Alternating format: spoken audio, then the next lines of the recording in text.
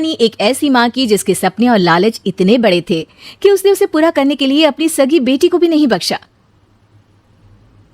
अरे मेरी प्यारी बिटिया रानी, सारा दिन इतने डिजाइनर कपड़े सिलती है, ये तो हाई क्लास के लोग पहनते हैं ना बेटा।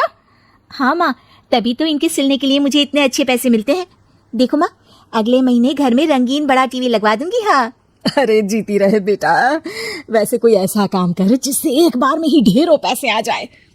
आने को तो इसमें भी अच्छी कमाई है माँ, लेकिन एक दिन में एक ही कपड़ा सिलो तो आराम भी है ना। वैसे क्या करना है माँ इतने पैसों का? अरे तू बड़ी भोली है बेटा। अरे ओ रायना के पापा, देखो तो, रायना के लिए मैंने एक लड़का देखा है। पैसे तो इतने हैं कि लाखों रोज इधर से उधर हो भी जाए तो पता ना चले। वो तो ठीक है, लेकिन इतने बड़े घर का लड़का हमारी रायना से शादी क्यों करेगा? अरे कैसी बात कर रहे हैं आप, क्यों नहीं करेगा? अरे करेगा ना, कमी क्या है हमारी रायना में? अच्छा, फोटो तो दिखा दो, कैसा है लड़का? कहीं ऐसा ना हो कि कोई बूढ़ा निकले। अरे थोड़ी सी उम्र में बड़ा लड़का कोई बूढ़ा नहीं होता। ये देखो, फोटो किसी लड़के की नहीं बल्कि एक आदमी की थी। ये क्या बकवास है? कौन है ये? इसके बेटे की फोटो दिखाओ। जी ये वो लड़का ही है। अरे साधना, तुम सगी माँ हो या सौतेली? अरे पैसा रहेगा तो राज करेगी ना। मेरे जीते जी मैं अपनी बेटी की शादी इतने बूढ़े आदमी से बिल्कुल नहीं करूंगा। जब मैं अपनी बेटी के लिए लड़का पसंद नहीं कर सकती तो मेरा इस घर में रहने का अधिकार ही नहीं है।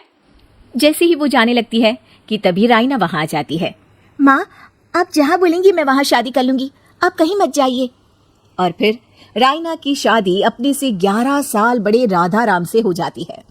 शादी के बाद एक दिन, अरे माँ, कैसे आना हुआ आपका? अरे बेटी, घर में आने के लिए कुछ सोचना होता है क्या? ये लो, पूरे 2 दर्जन केले हैं बेटा। शुक्रिया माँ। वैसे और बताइए। बेटा, तेरे पापा की तबीयत खराब हो गई है और तू तो जानती है कि उनकी कमाई कितनी है। अगर तुझसे कुछ पैसों का इंतजाम हो जाए तो। माँ, मेरे पास पैसे कहाँ से आएंगे?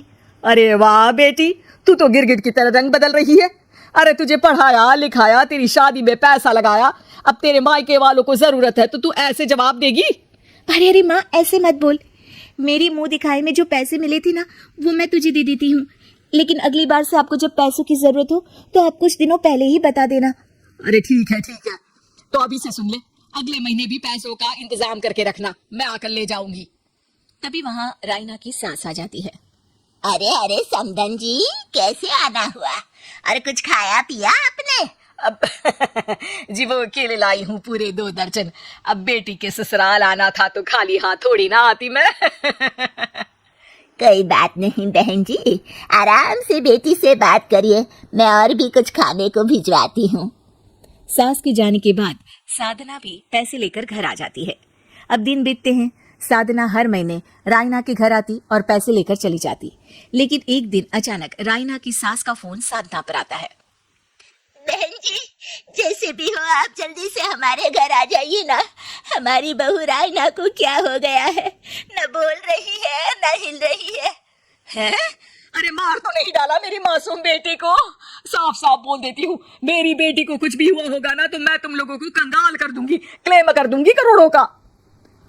अरे क्या हुआ भाग्यवान, कहाँ से करोड़ों आ रहे हैं? अरे मार डाला हमारी बिटिया को उन लोगों ने। हैं? क्या बोल रही हो तुम? मैंने तो पहले ही बोला था कि लड़का ठीक नहीं है। दोनों रायना के घर पहुंचते हैं, जहां रायना का पति कहता है, अरे आप डरिए नहीं, डॉक्टर ने कहा है कि वो अब खतरे से बाहर है। अरे पर वो खतरे में गई क्यों? अरे क्यों मेरी लड़की को मारने की कोशिश की गई। अरे वकील करूंगी बड़े से बड़ा और सबको सड़क पर ले आऊंगी। अरे सौम्या की माँ में इतनी हिम्मत है कि वो अपनी बेटी को पाल ले। रास्ते में ले आऊंगी तुम लोगों को। हाँ। अरे माता जी, लेकिन डॉक्टर की बात तो सुन लीजिए। नहीं, मुझे किसी की बात नहीं सुननी मेरी बेटी। अरे सुन तो लो भाग्यवान की क्या बोलना चाह रहा है तुम्हारा दामाद। जी दामाद जी, बताइए क्या हुआ है हमारी बेटी को? अरे पता नहीं, सारी सारी रात किसके लिए कपड़े सिलती रहती है और वो कपड़े जाते कहाँ हैं। अरे हम तो इतने पैसे वाले हैं, हमें तो कोई जरूरत नहीं है इसके सिलाई के पैसों की।